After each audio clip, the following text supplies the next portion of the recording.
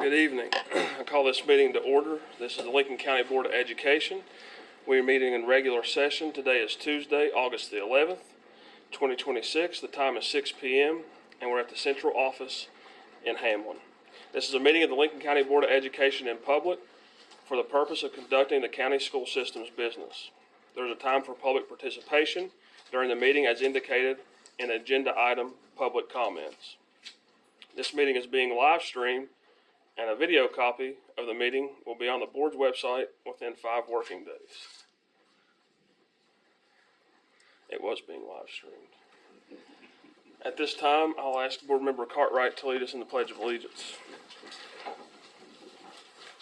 To the flag of the United States of America and to the republic for which it stands, one nation, under God, indivisible, with liberty and justice for all. Thank you, Board Member Cartwright. Takes us to agenda item 2. With us present tonight is Board Member Cartwright, Board Member Gaines, Board Member Mosteller, and myself. Move to agenda item 3, public comment. Nobody signed in for public comment, so that takes us to agenda item 4, which is instruction leadership, which we have Ms. Shortridge with us for achievements. And I'll turn it over to Mr. Barnett and let him introduce Ms. Shortridge. We're changing gears just a little bit. Tonight we were going to talk about our achievements, and the information is still embargoed, so we can't share that yet. So we're going to switch gears and go to have Ms. Shortridge present to you on Third Grade Success Act. So the embargo should be lifted Thursday, so I'll be back. You'll see me, as you always do, again later this school year. So I just wanted to make sure that we're all on the same page as far as this is a big year for the House bill. I know I've hit on it a little over the years, but this is the retention year for third graders. So our teachers, I feel like, have been fully trained, but I want to make sure that we're all talking the same language. House Bill 3035 was implemented a few years ago with cycles or phases, and so we're at the final phase, which means we're at the retention year. And what that means is we put things in place such as multi-tiered systems of supports or interventions, which you are well aware of. I've spoken on about K-8. Every student gets intervention through K-8, but it is required in the House bill for K-3. So we have a strong intervention plan based on the science of reading and science of numeracy. So that has been implemented per the House bill. We also have trained our staff. That includes parapros, that includes ECATs, that includes teachers. Everyone's been trained on science of reading and science of numeracy for K-3. Actually beyond, but it's required in policy for K-3. So with that, we've really implemented the ASHLOC strategies, which are based on science of reading, so the phonics, phonemic awareness, vocabulary, and we've seen our test scores raise because of that. So we've taken that all the way through to K-8 with our corrective reading for special education students. And then we've also implemented science of numeracy, so you've heard me speak on what we've done with the math, with the Padlets and the Habits of Mind educator guides through the State Department. So we've implemented and we've trained our teachers on the materials and the interventions. We've put those in place per the House bill, and we've added ECATs in first and second and third grade now. Due to this bill, we've received impact coaches for certain schools based on data, and that again is tied to a grant written for the House bill by the legislation, so we're excited about that. But what all this means is we put all these things in place, and so now this year what the bill says is that all students should be reading on grade level, reading and performing on grade level, and they should be performing math on grade level, and if they are not, then they are to be retained. But there are several exemptions, and there are also several things that we can offer students in place of that. Oh.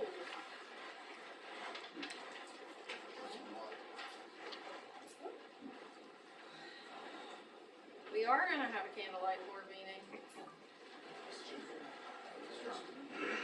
Keep going, Joni. Okay. You're doing great. So exemptions. If you look at your exemptions, when you can, the first exemption is that if a student is on alternate assessment, they are exempted from retention. If a student has an IP or a SAT plan within 2 years, then they are exempted.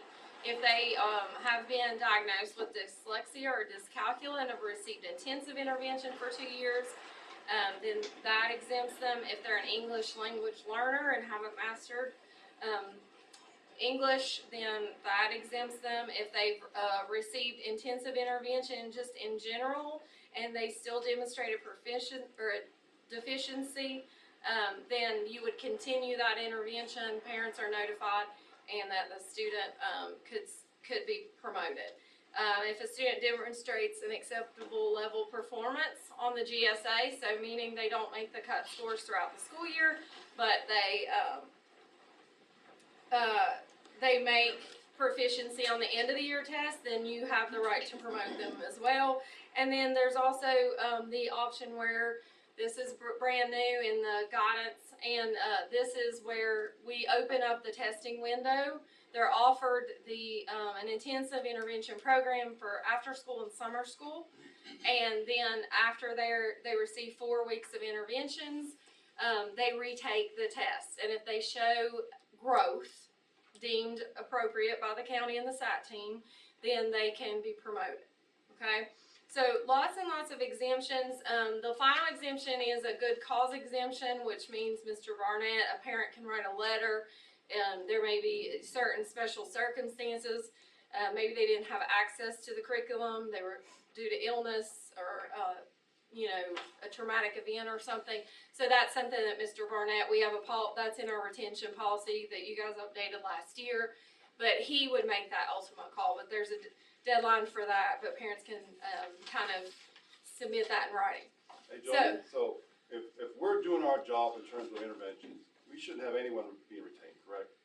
If we're doing our due diligence, we're finding those kids. Steve Gaines, that's tricky. That's tricky because it depends on a student. It depends on their disability. It depends on, what are we determining as adequate progress? So that student may be making progress, but they may not be proficient. So it's going to differ kid by kid. It's a kid by kid scenario. That's why there's so many exemptions. But our hope is yes. Yeah. If we're doing our jobs, we should be fine. Well, I think we will be. I think we're all talking the same talk. I think we have lots of things in place. So what happens if a kid comes in mid-semester and he's struggling from a different county? Then we would immediately start intervention, and that's what I'm getting to. Gotcha. So if what we do is we do an I-ready. We're required by the policy to do universal screeners, and what we've adopted, there's a list on the state website, and I gave you the website at the bottom of this document, the first document, but we use I-ready, and if the student does not make the appropriate cut score per the State Department, so it's on their website, so it looks like this. So if they do not make the cut score for I-ready, for ELA, or for math, this is determined. Okay, so this goes straight to the State Department now. I used to have to send it, but after year 2 or 3 of this, they now just pull it directly with I-ready. So they do not receive a cut score, and within 15 days, the parent receives a notification that their student is, first of all, behind, second of all, at risk for retention. Okay, so we're notifying the parent, and we've been doing this. This is a process that has been in place for a few years now. Okay, so they receive a letter, and then we tell them exactly what we're doing and exactly the supports that we can offer them as a school district. So you've got things on there like multi-tiered systems of support, small group intervention, extended learning, after school. Okay, so then if they get a letter, they have a plan. They either have an IEP that addresses the same area of deficiencies, so it can't be a speech IEP. If they have if they're showing signs of dyscalculia or dyslexia, it has to be very specific, so reading or math. So they either have to have an IEP, they have to have a 504, a SAT, or what we call a House bill intervention plan. This is not new as well. These students have been receiving intervention for several years now. We've had this in place. So we've got everything in place already, but this is required now this year in policy. So they receive a plan, they revisit it every 45 days, just like any MTSS that we offer, so SAT plan or anything else. And then we are providing them interventions. So if you look at this page, this is what our log is. And this one log will document a full year. But what we're asking our teachers to do is very specifically dive down to make a goal related to a student's area of deficiency in their skill, whether it be reading or math, and then what area. So they're documenting it daily. If a student gets multiple interventions, it's documented. So every kid has this log in their file, okay?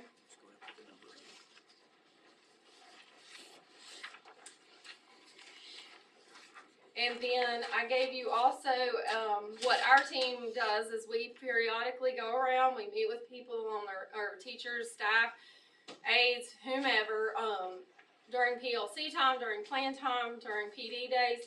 We make sure everybody's on the same page, and we train new staff, and then we also check their files. So they have a file box that travels from year to year with that student, much like an IEP case flow teacher's file. And then our team checks and has conversations with the principal to make sure everything's in order. So again, this is not new. We know what we're doing. We're now in the year where it matters. And we're doing what's best for kids, because ultimately what we've seen is the growth times 100. So, and that's the work, the hard work. This is a lot of work on our teachers. And they have been very, willing and open to try new things and to make sure that we're doing the right thing. So, you have any other questions? I'm sure you do, sir. I do not. Great job, John. Okay. I only have one. Which, you said some of our schools received impact coaches. Which schools? Duval and West Hamlin. And they receive coaches based on data. When they wrote the grant, what we did as a county is we looked at our data and we said, hey, these schools would benefit the most from impact coaches, and so it's student based. So they start this school year and they've been trained. We actually had a meeting with them yesterday. And so they receive an ELA and a math, and they only work with K-5 students. And it's very much, it looks a lot like a co-teach setting. So they work alongside the teacher, and they're really focusing on these skills and learning targets with our students. So there's 4 coaches, correct? We've only hired 3. 1 coach went back to the classroom. So would we have to provide data to the State Department every year to keep the grant alive? Yes. And it may change. Not necessarily the grant or the coaches will go away, but the schools may change. They're itinerant. Right now they're assigned at those schools. If the data improves and it shows a need at a different school, then they will change. So we can make Based that on decision schools. and not the State Department? So if you're finding out that... You're asking me questions that I don't know the answer to yet, so wait and see, I guess. Absolutely. All right. Does anybody else have anything? If not, I think you've done an excellent job. Thank you. All right, thanks. Thank you, Ms. Shortridge. All right, that takes us to agenda item 5, which is special recognition. And again, I'll turn it over to Superintendent Barnett, and we're recognizing the 2026 retirees.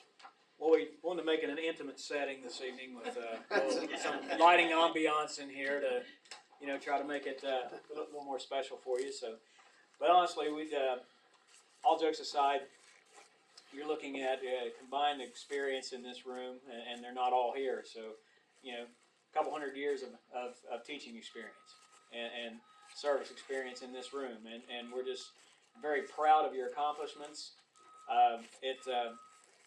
Longevity in this field is tough. I know this is year number 41 for me, and so it's I'm very proud of each and every one of you. We appreciate the service that you've given us, and more importantly, appreciate the times that you've drug yourself out of bed, not feeling well, not doing what you need to do, and go to your building for the benefit of the kids inside that building. And I don't think I can put it into words how much you know, as a father, a grandfather, a principal, now superintendent, how much I appreciate each and every one of you. So I just want to personally thank you, and I'll ask Mr. Davis to assist me in handing out some hardware.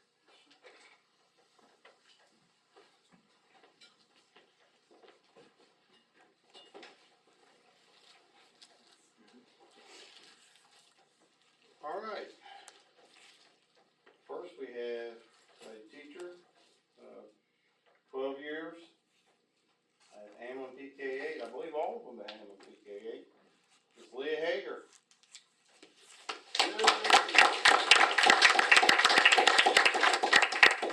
I'd like to say that I've worked with many of the retirees on the list, some not here, and it was a privilege to work with all of you over the years.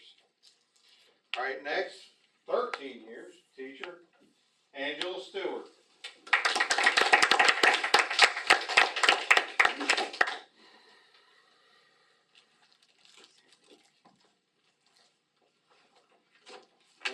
People who are not here tonight, we're just going to go ahead and recognize them anyway, and we'll get them their plaques. A maintenance guy for 11 years for Lincoln County Schools, Clifford Godby.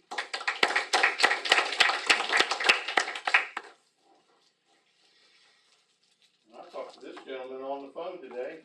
Didn't give me any indication that he wasn't coming, but 17 years. As a teacher and assistant principal, Leland Joey Ferguson.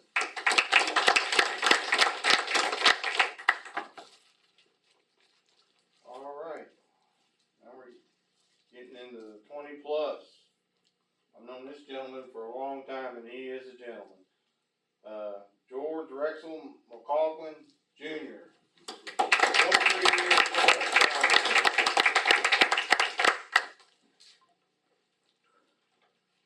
Thank you, sir. Yes, sir. Appreciate you. You too. On a side note, I want to brag on his girl there for a minute. His daughter Kristen got word this week that she defended her doctorate and is now Dr. Kristen McCaughlin. That's fantastic. Great job. All right. Next, we have one of the most organized people I've ever met in my life. 23 years as a secretary, Rhonda Cremeen.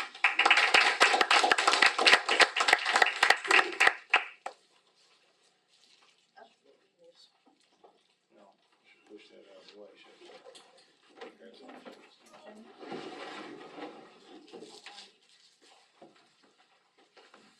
All right. 21 years as a teacher and coach for Lincoln County Schools, Charles Randy Atkins.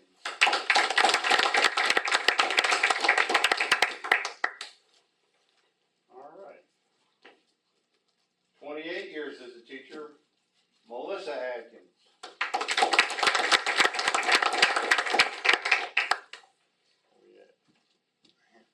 All right. That's, you know, when you look and you're on the ones with the most experience, and you still have 3 plaques left, and you're over 35 years, that's pretty darn good. So next we have Sheila Butchie Burns, Dr. Sheila Butchie Burns, 36 years with Lincoln County Schools as a teacher, board member.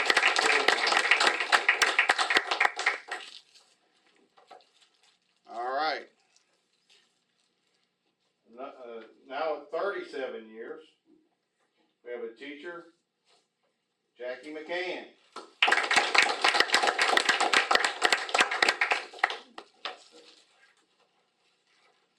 All right, here's another 37 years.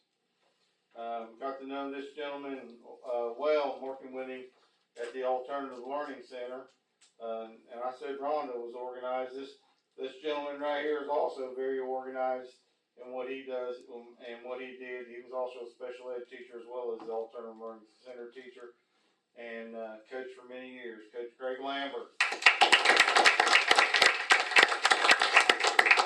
you, Coach. Appreciate you. All right, and now we have the one person with the most years, Can you imagine working 45 years at any job, and really enjoying going to your job every day and doing it with excellence every day? 45 years as a music and band director, music teacher, band director. We have Mr. David Cook.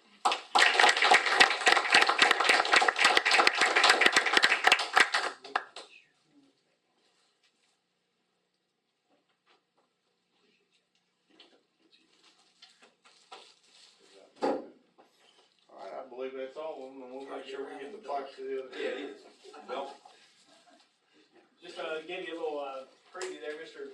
Cook actually was doing his student teaching when I was in high school, so that says something.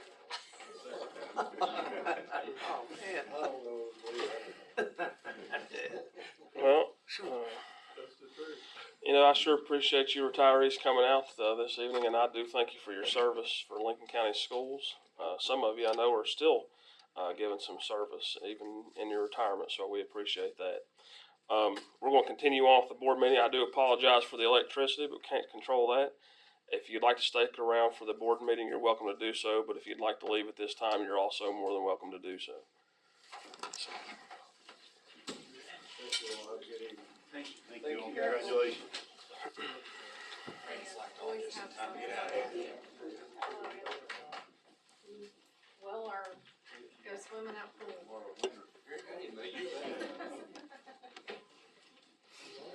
Listen good.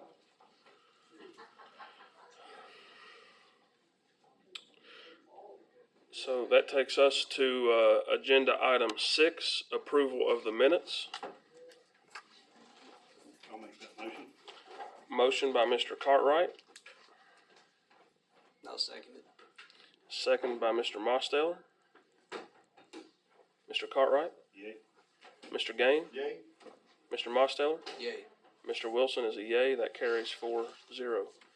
Takes us to agenda item 7, consent. Looks like we have items A through D.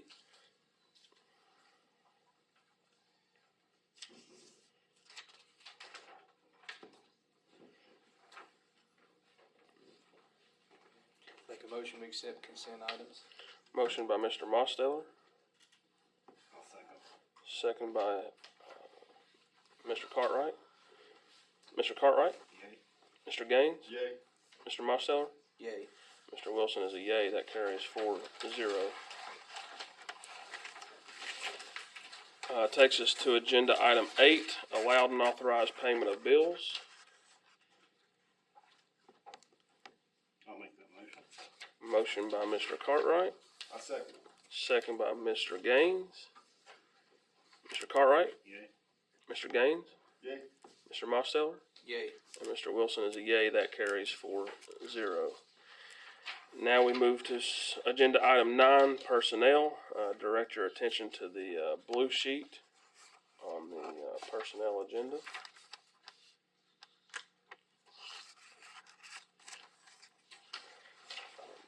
there one thing on there that we need to strike, or we just take it out?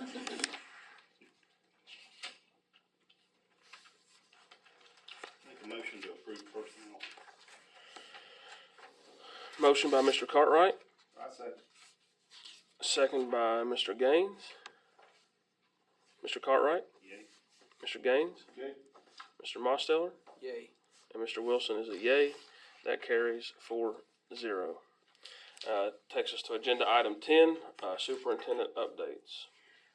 Just a couple of things. We had a little bit of obviously a rain issue at West Hamlin today while I was down there. In case any of you get notified, I just happened to be there. I was going out visiting schools today, and I got to West Hamlin right in the middle of a cloud burst, and we had a pretty severe roof leak down on the end closest to the playground. Notified Mr. Cremines, and he sent Joey over there. Of course, you know, it's hammering the rain. You can't patch it in the rain. But he did go up there, and they'll be back out early in the morning assessing damage over there.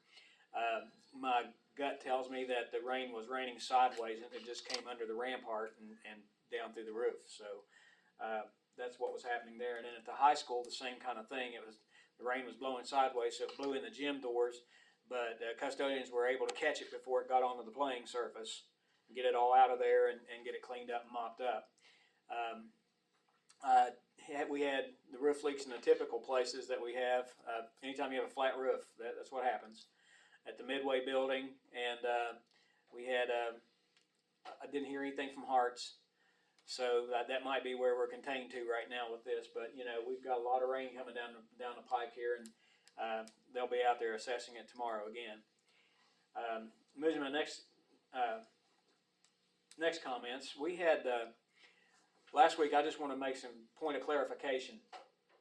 We had, the last board meeting, we had a gentleman present on his idea for the old Hearts building. And we held the meeting at Hearts.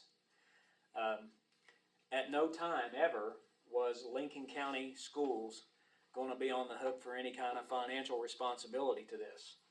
I had a gentleman reach out to me, and what he does is he restores old school buildings, acquires them, restores them back to their former grace as much as he possibly can.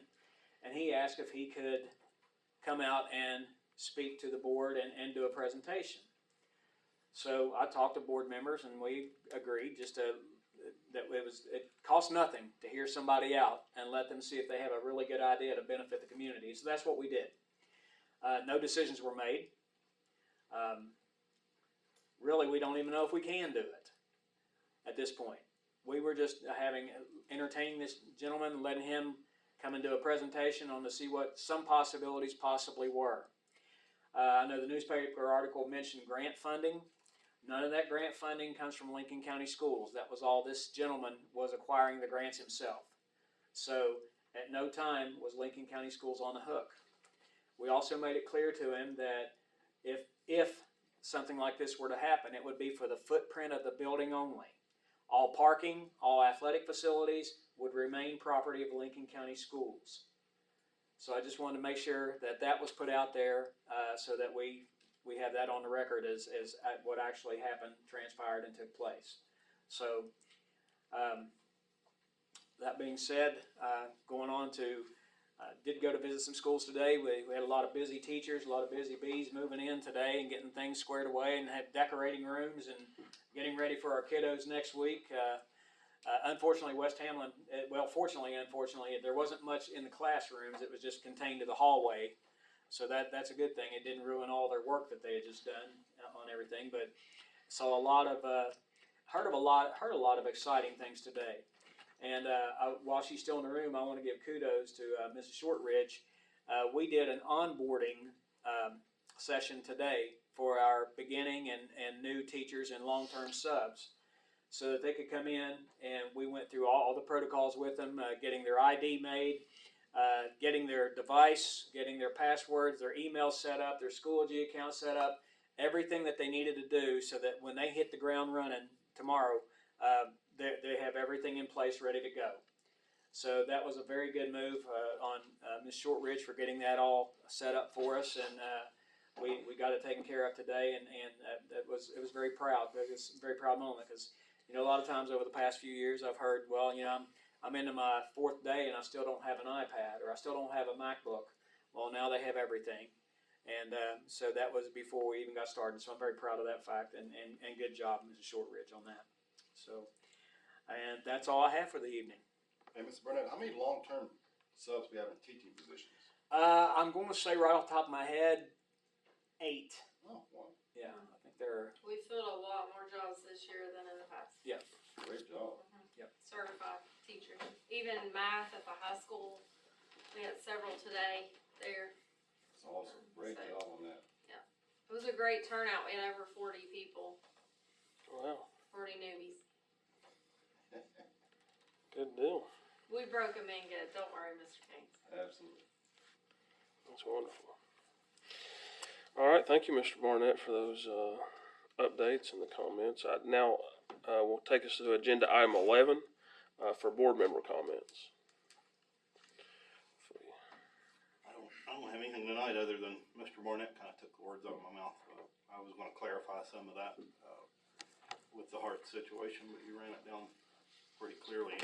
And I'll only add that, like you said, we were just hearing somebody out, and we very intentionally moved that meeting to that community. And if it makes somebody mad, I guess I don't care. But the best way to know what's happening with a school board or a county commission or any governing body is go to a meeting. Don't share a social media post 2 weeks later and write your own narrative. I've been pretty clear about that publicly this week, but I'll double down on it this week, I guess. But good job, Mr. Barnett. You cleared it up better than I could have. Well, thank you. All I have. Alright. Well, I don't really have anything further either, other than this is our last meeting before school starts, so good luck.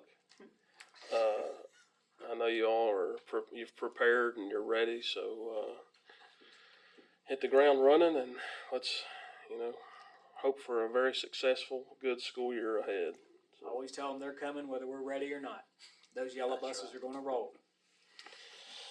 All right, well, so that's going to move us into agenda item 12, which is board member applicant interviews. As the public is well aware, we have a board vacancy with the resignation of Dr. Sheila Burns. So tonight we are hosting those interviews, and they will be in open meeting. So do we want to maybe set up a chair and a table down here where they can at least sit and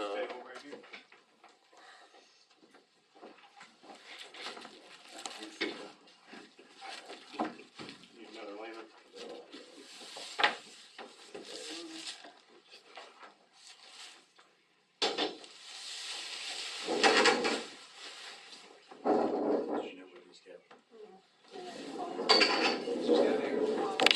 Interrogation. There you go, put the spotlight on.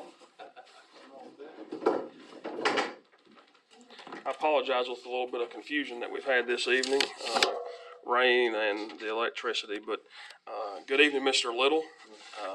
Thank you for your interest in serving on Lincoln County Board of Education.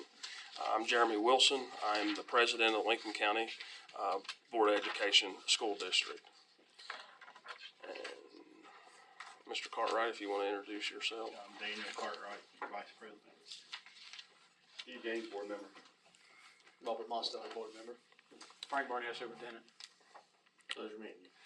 So this interview is going to be relaxed, but it will be structured so that it's repeatable to every candidate.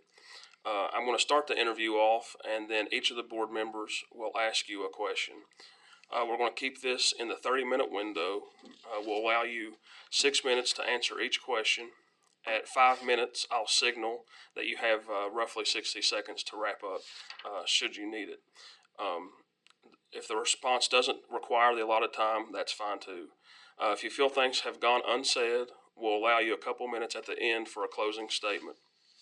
The board members may only interact by asking clarifying questions if necessary.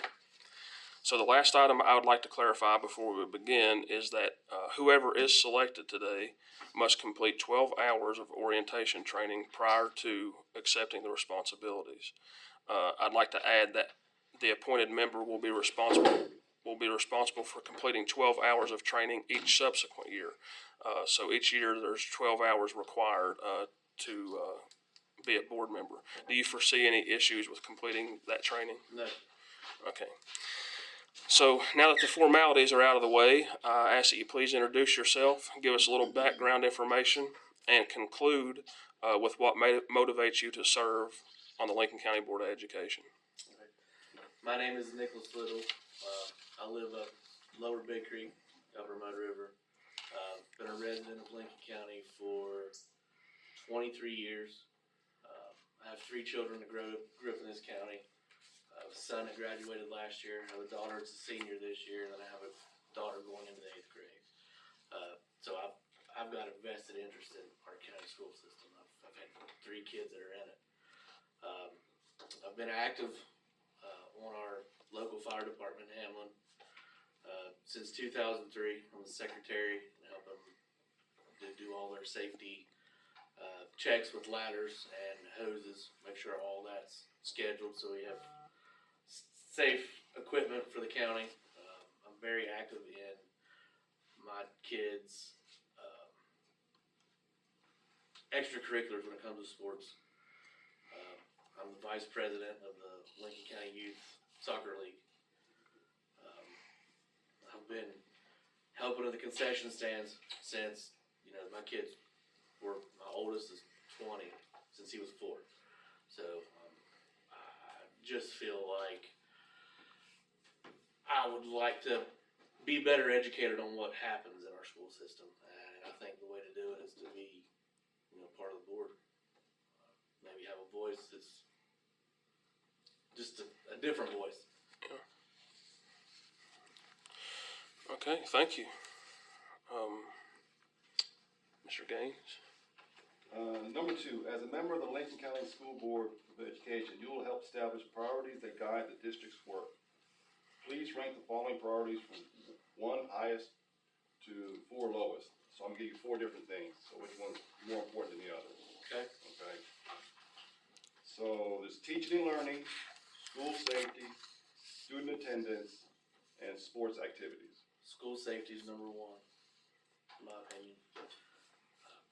Kids have to be safe, feel safe in school in order for any of the other ones to fall in suit.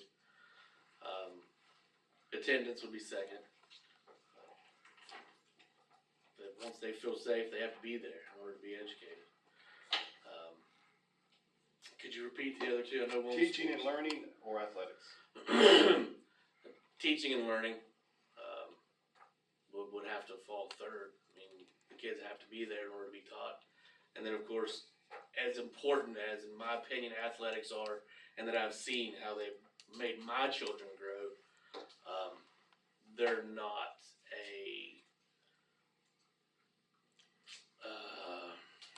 how can I say it? They're not a requirement for life skills.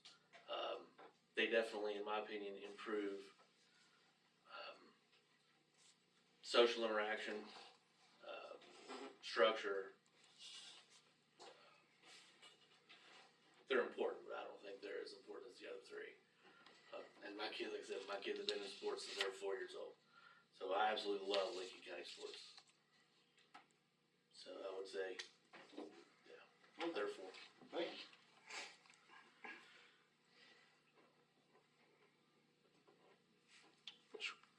All right.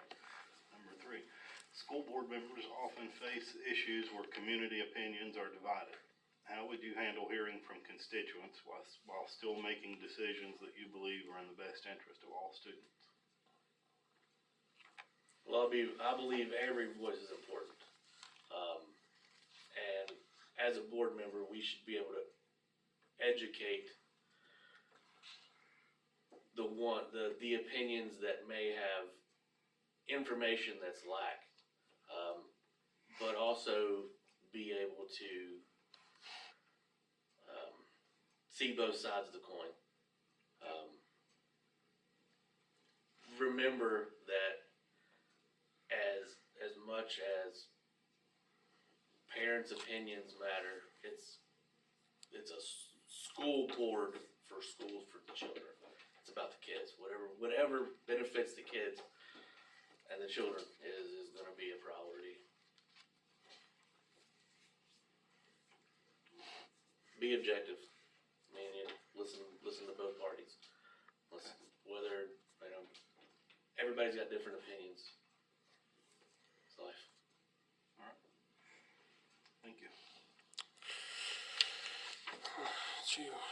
Number 4, if appointed, what do you believe are the biggest opportunities and challenges facing Lincoln County schools over the next 5 years? And how would you contribute to addressing those challenges? Again, I can only go on like what I hear my kids say, and in the school systems, safety and education are what I feel like need looked at more. Sometimes my kids go to school and they feel like maybe if something's going on, they're left in the dark on it, so they don't feel safe.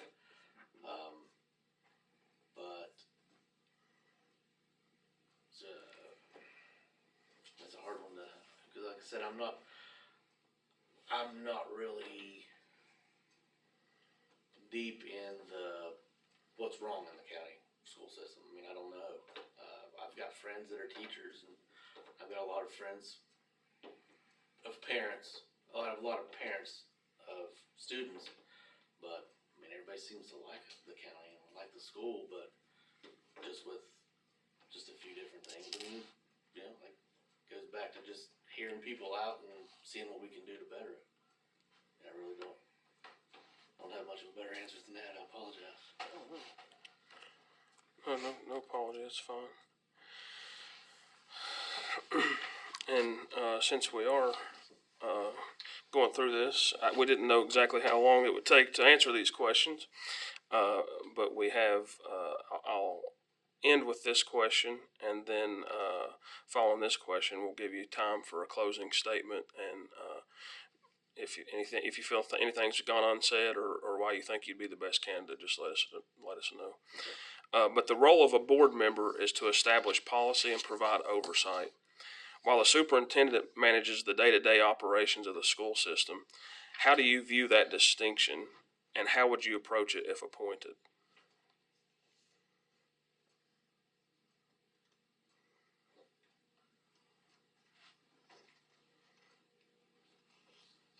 Repeat the question. Okay, so the role of a board member is to establish policy and to provide oversight, while the superintendent manages the day-to-day operations of the school system. How do you view that distinction between board member and superintendent, and how would you approach it if appointed?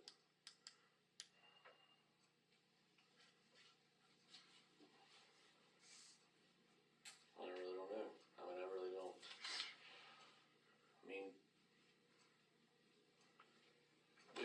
I mean, you definitely would have to, if the superintendent oversees the day-to-day operations of it, he would have a stronger foothold on what needs to become policy, or have a better opinion on what work needs to be done. And then, I mean, it would be our job to put it in place, make it happen.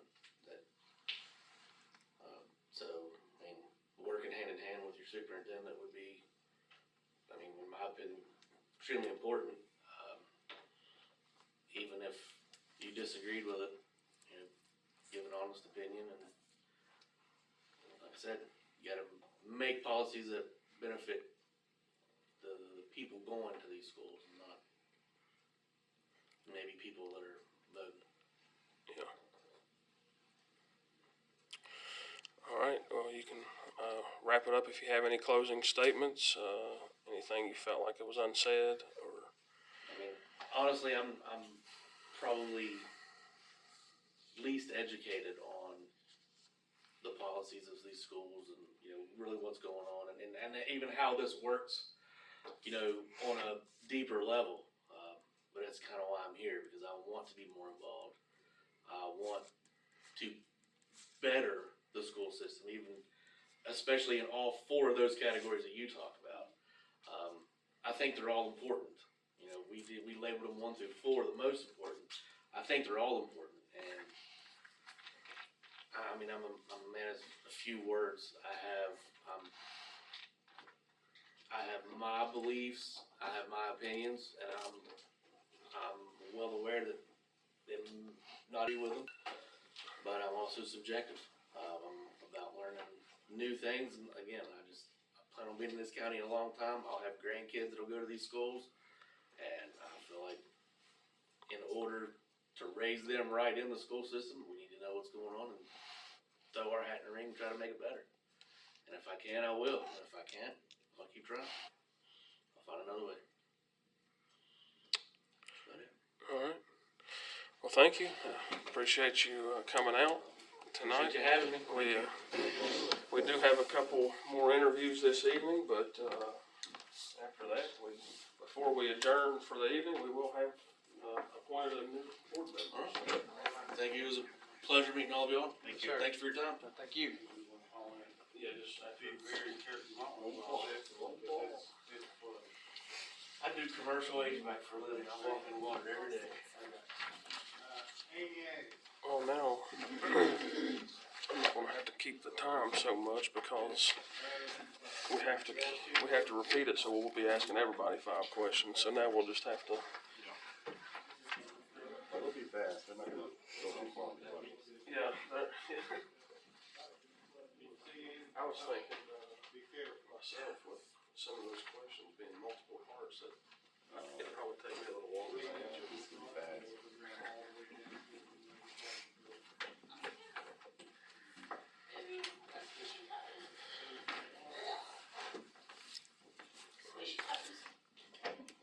Don't laugh, it's not funny. I hate that feeling.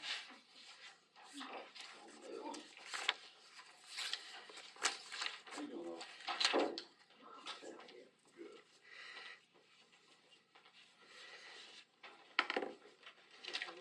Thank you, thank you. This is for you. Thank you. Mr. Barnett. For you. One for you. Thank you. And one for you.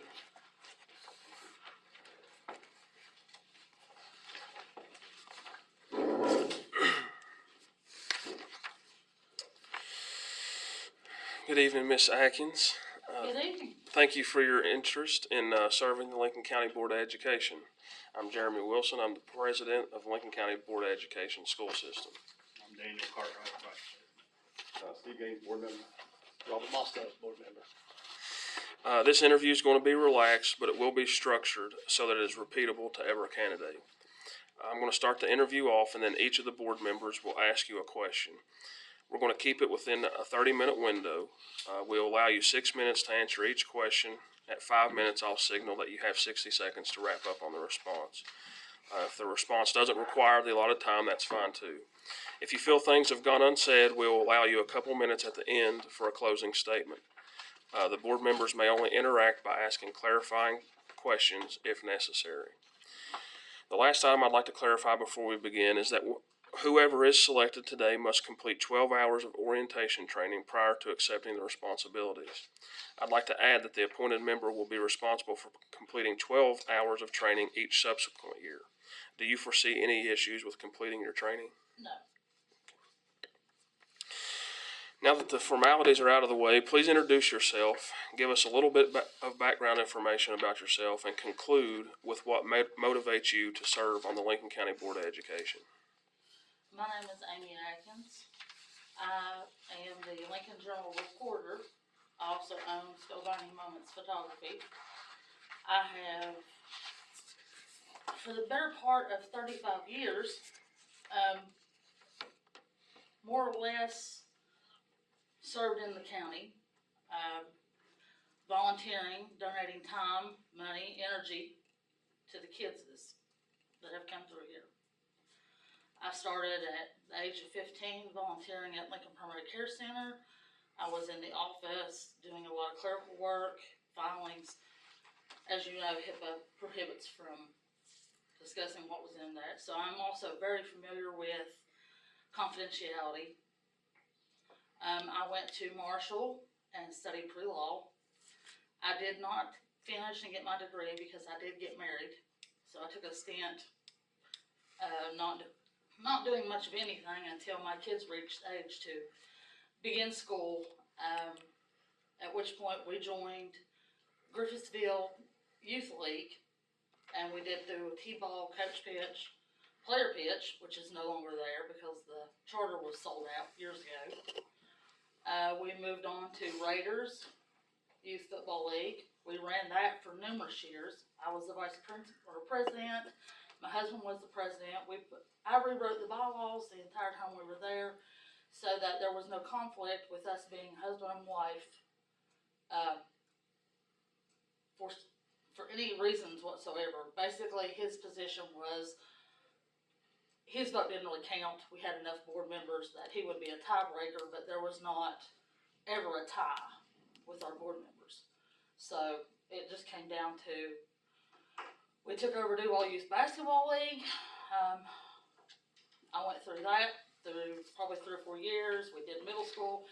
Now I'm at the high school. Both of my kids have graduated from Lincoln County High School. I'm still there as the booster president for football.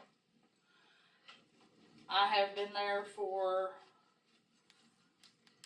well, I've been on the booster since 2014, and I have been the president for the last 5 years. I don't really know what else I can say. I worked for the Lincoln County Schools. I did some sub-aide, sub-cook. I didn't really get along with the cook's philosophy, so I resigned as that because I foresee every kid should get their choice of food. And that was not the case working there. So, and it really was more of the cooks didn't like the count versus the tray versus the choice. So they cut the choice and proceeded to make those kids take the tray. That was just a personal thing on mine. I just don't really care for telling the kids they can't have what they want when it comes to eating. Do you have questions for me? No, but if you're finished with that one, we'll continue on. All right, question number 2. As a member of the Lincoln County Board of Education, you'll help establish priorities that guide the district's work. Please rank the following to most important to least important in your eyes. These 4 things. So the 4 things are teaching and learning, school safety, student attendance, athletics. One more time. Teaching and learning, school safety, student attendance, or athletics. Rank them from highest to lowest and why. Well, school safety would be number 1. I think all the kids should feel safe in an environment. 2 would be their teaching and education. I believe that the teachers, they should get the education they deserve. I'll be honest, I don't remember what the one was, but on the bottom of the list would be athletics, because I think they need to have they need to have the education and the grade point average to be able to compete, to be able to play. They need to make that as a incentive, not as just, you're allowed to play. The last one's student attendance. So student attendance, I would rank that right above athletics. I realize there are circumstances that kids can't be there. They get sick. There's a death in the family. They're not always going to be there. I wish they could, but that's the real life. So I would say that would be number 3. Good, thank you.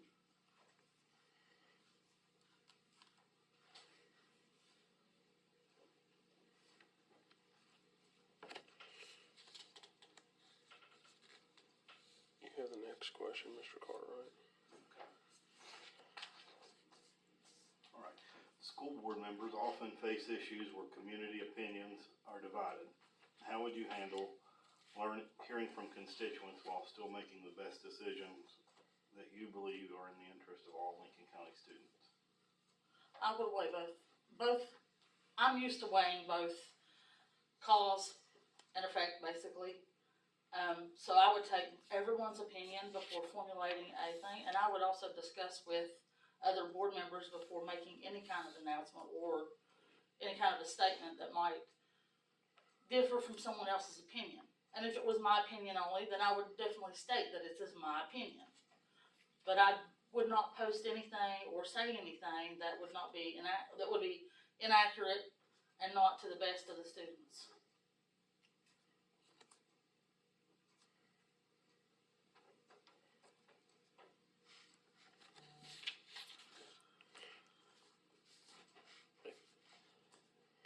If appointed, what do you believe are the biggest opportunities and challenges facing Lincoln County schools over the next 5 years, and how would you contribute to addressing them? I think, honestly, there needs to be something in this county. There's nothing here for the kids that give them an incentive to stay or to come into the county outside. There has to be something here that draws them. We don't have a lot of businesses here. We don't have a lot of activities here other than sports for the kids. And a lot of places, even a lot of our athletes do not actively recruit. We don't go outside the county to get kids. I know they don't. I've seen it. And that may not be the perfect solution to the problem, but we've gotta have something here that's going to draw them in. How I would see that, I don't know how you answer that. People have asked me that question numerous times, and I'll be upfront and say that unless we had a interstate that connected 64 to Corridor G that came through Lincoln County, there's really not gonna be any big businesses drop down here and bring in a lot of jobs, a lot of more kids. I think it's gonna be a losing battle, honestly. I would work my hardest to see that didn't happen, but reality sets in. It's been a downhill battle for years.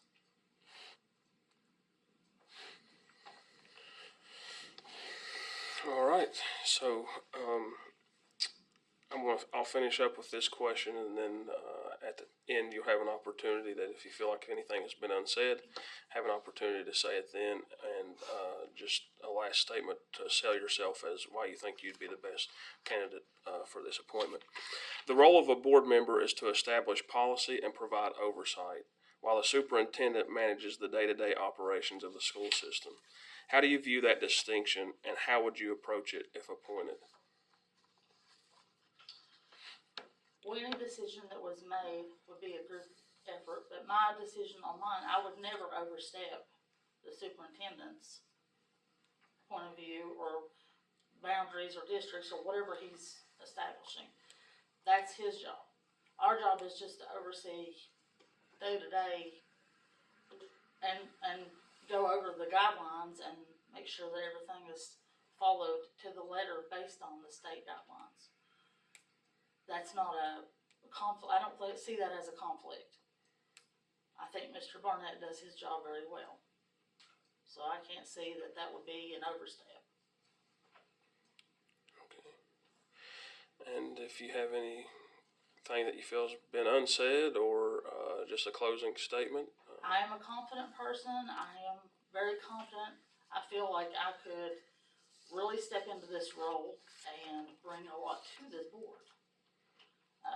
There are a lot of dynamics that are in play, and I think, honestly, in my opinion, you have 4 men sitting on this board, and I'd like to be the only woman on it and give you my perspective. I think that would be great. There are people who talk to me in the school that may not talk to you all. You might be surprised on who those are.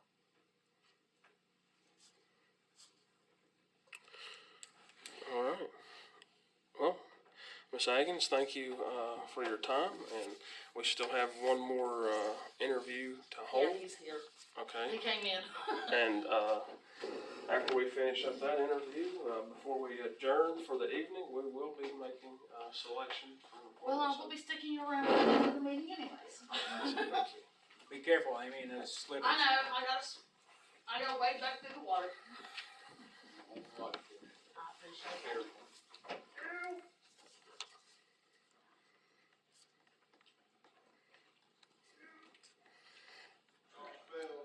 Do we get hazard pay for this meeting? I mean, do you get like double I pay? know, or right? something?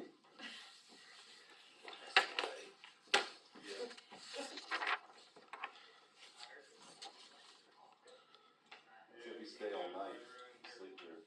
Guess again. Been here, done that, huh? Done that. I remember we had to come get Dawson. We had to come all the way down 34 from the house, come back down. Done that.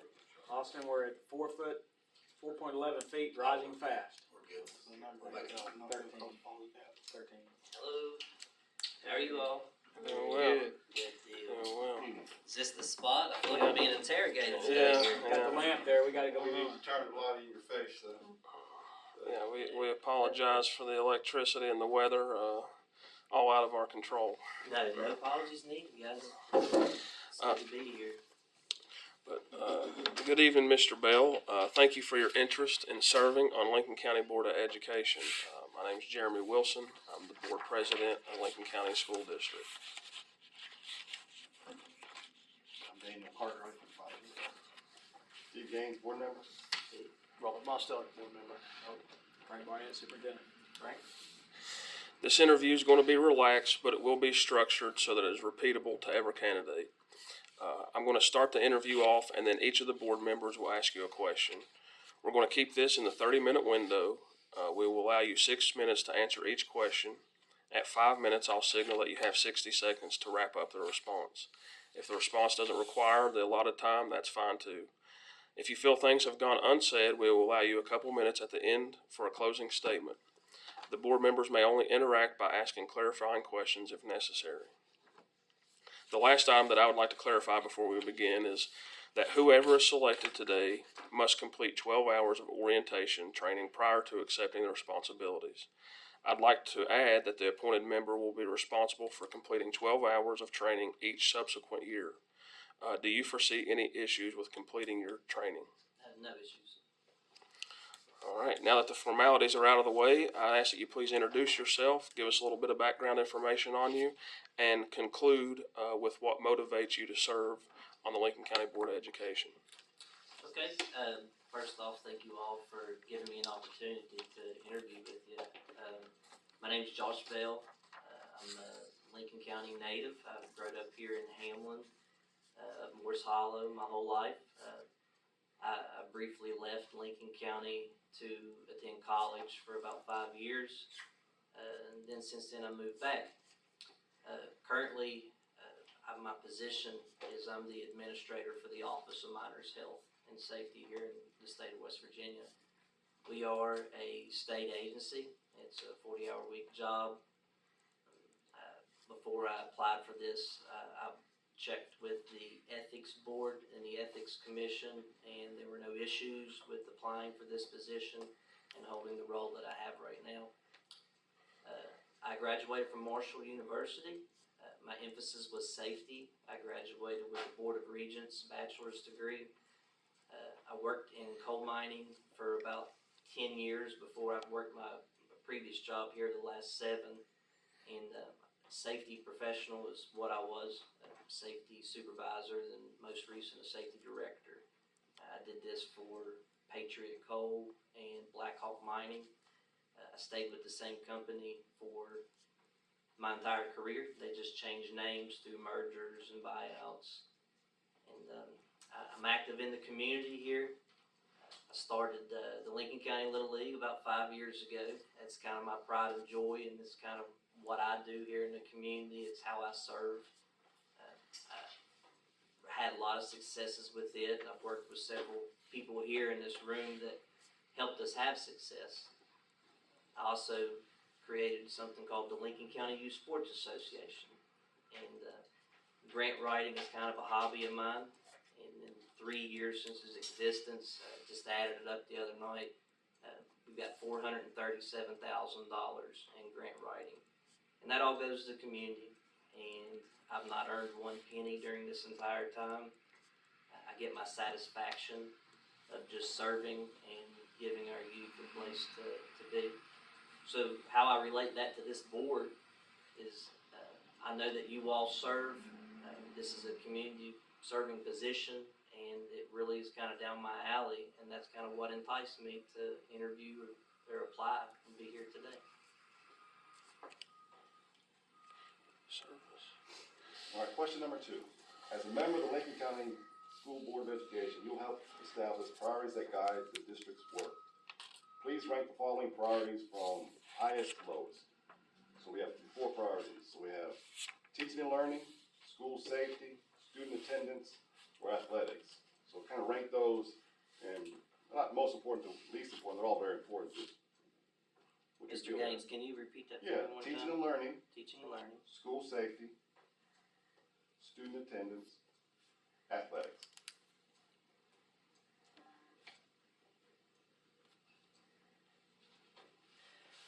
So I have a 10-year-old Titus going into the 5th grade, and I've got a 5-year-old Max that's going into preschool this year.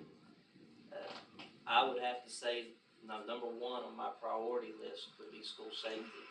Okay, this is in my wheelhouse, and it's important to know that my kids are safe when they're at school, as long as everyone else is.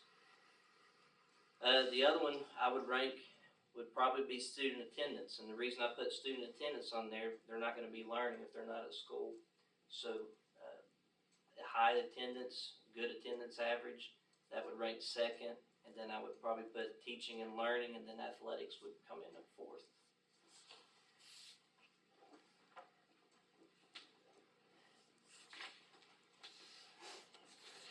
Thank you. Yes, sir. Bill, school board members often face issues where community opinions are divided. How would you handle hearing from constituents while still making decisions that you believe are in the best interest of all students? Ask that again, Mr. Cartwright. School board members often face issues where community opinions are divided. Mhm. How would you handle hearing from constituents while still making decisions that you believe are in the best interest of all students? Well, we're public servants, and listening to our constituents is why you all are here. You were elected officials. I think you always take that into consideration. But the last part of your question, if you don't care to follow up on that. So, how would you handle hearing from constituents while still making decisions that you believe are in the best interest of all students? I think you always go with the best interest of the students. You know, even though it's hard decisions and you're gonna make your constituents upset, and not everybody's gonna agree. I've dealt with this for years, and sometimes, you know, the hard right's the way to go. Always with the best interest of the students in mind.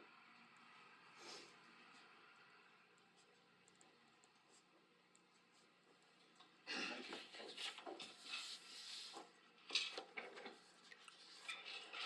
All right, Mr. Bell, if appointed, what do you believe are the biggest opportunities and challenges facing Lincoln County schools over the next 5 years? And how would you contribute to addressing them?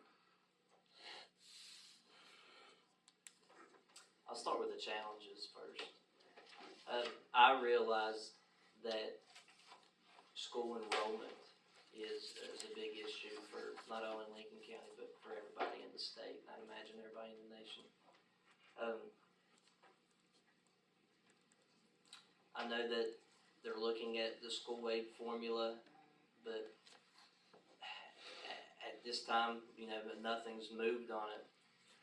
Funding and budgeting, I would say, would be some of the biggest challenges at this point. From what I've seen, you know, I watch these board meetings. The board seems to be going in the right direction. I would probably say the biggest challenge would be funding and making sure that we're always in the green at the end of the year, if that's possible. But some of the opportunities, it's endless. You know, I've seen organizations start with nothing, and they have bright futures. They're strong, and I think it's endless for Lincoln County. You know, there's a lot of good opportunity in the future in a lot of different areas. Are there any one that you are looking at, or are you talking about academics, athletics, or? It's all in general, athletics, and academics, just Lincoln County school system as a whole. Yeah. You know, I'd comment further on it, but, you know, I really don't know exactly what you want with it, but I know there's opportunity here in Lincoln County, and we've seen it over the last few years. A student can do whatever they want to do. You know, they can go to college, they got trade schools. It's a good programs that Lincoln County's got running right now. We offer just about everything in athletics. I see everything trending up in that department, you know, going forward. There's a lot of stuff to look forward to as far as what our kids are being involved in right now.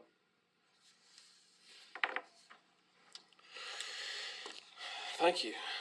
So now I'll close us out with the last question, and then after the question, you'll have an opportunity that if you feel like anything's been unsaid, that's an opportunity to say that.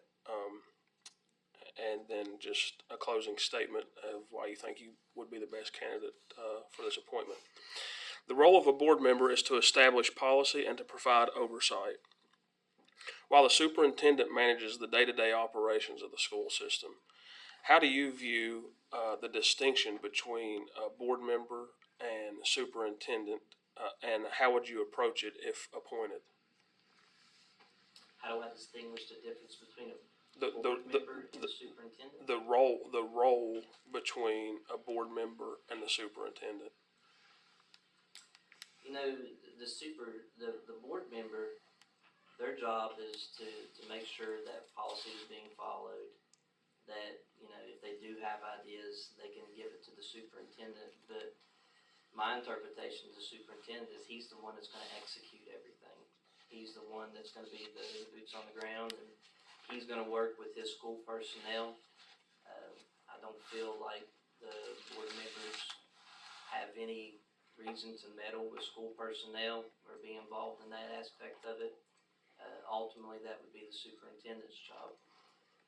If we have ideas on policy or direction of where we want the schools to go, that should be communicated to the superintendent. He could execute it. Thank you. And just last couple minutes, you closing statements or why you feel like you'd be the best candidate. You know, I do know the other two candidates, and they're great people. They serve in the community as well. You know, Nick does some really nice stuff with some festivals around here. Amy's really involved in high school athletics, and they're servants. That's kind of my MO as well. But I've always felt that I did it on a different level. And when I mean a different level is that I've created my volunteer jobs, or I have tried to work my volunteer jobs as it's a professional full-time job. And that's kind of how I would probably view this role as well. You know, I would absolutely give it 110%. At this time of my life, I feel led to be here. You know, I know board members, they don't do it for monetary value. You know, and you definitely don't do it for the limelight. It's probably one of the most scrutinized positions on social media. But I feel led at this time to do this in my life because I've got two very important people in my life that I want to see go through the education system, and I want to see them have good experiences like I did. You know, I graduated from Duval High School in 2003, and I had nothing but good experiences, and that's why I came back here, and that's why I wanted to play a role in my community and ultimately just start my family here. You know, I love Lincoln County. I think that we have a lot to be proud of, and I'm excited for the future of it. You know, I see a lot of good stuff. I'm excited for the Duval community. And I've drive past that school every day for the last 5 years, and I think about if I was in those people's place, how upset I would feel. And I'm glad that this board here put the wheels into motion, and ultimately they'll be going to school here this next coming year. And I want to be a part of those successes, not for me, but just because I think I have the willingness to put in the work, to work with the superintendent and the other board members here to make things happen, you know. But other than that, I'm thankful to be here. I'm thankful for the opportunity. You know, it's an honor. It is. Well, thank you, Mr. Bell. That does complete our interviews. So it will be a short time before we adjourn the meeting, and before we adjourn, we will be appointing a board member. Okay. So thank you. Yes, yeah. Much water in there. Yes, sir. Good to see you.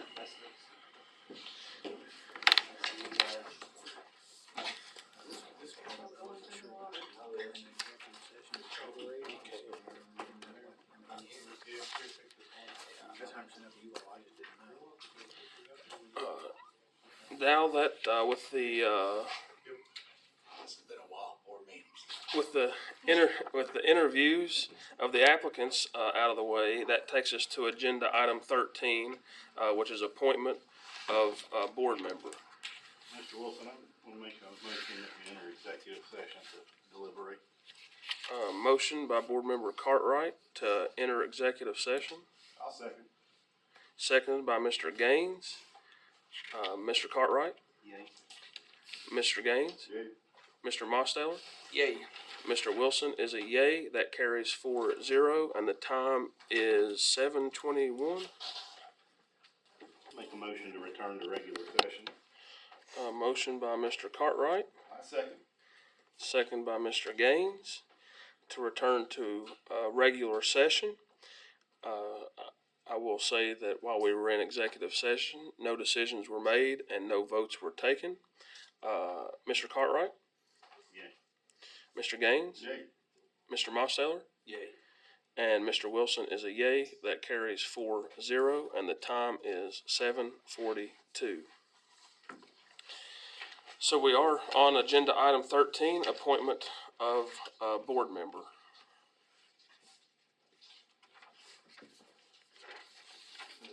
Make a motion that we appoint Josh Bell. Motion by Mr. Cartwright, I'll second it. second by Mr. Mosteller, to appoint Mr. Josh Bell to fulfill the vacant position of Dr. Sheila Burns for a term of August 11th, 2026 through June 30th, 2028. Mr. Cartwright, Yay. Mr. Gaines, Yay. Mr. Mosteller, Yay. and Mr. Wilson is a yay. That carries 4-0. That takes us to agenda item 14, which is adjourn until Tuesday, August 25th, 2026, 6 p.m. at the central office in Hamlin. So moved. Motion by Mr. Cartwright, I second. second by Mr. Gaines. Mr. Cartwright, Yay. Mr. Gaines, Yay. Mr. Mosteller, Yay. Mr. Wilson is a yay. That carries 4-0, and the time is 7:43.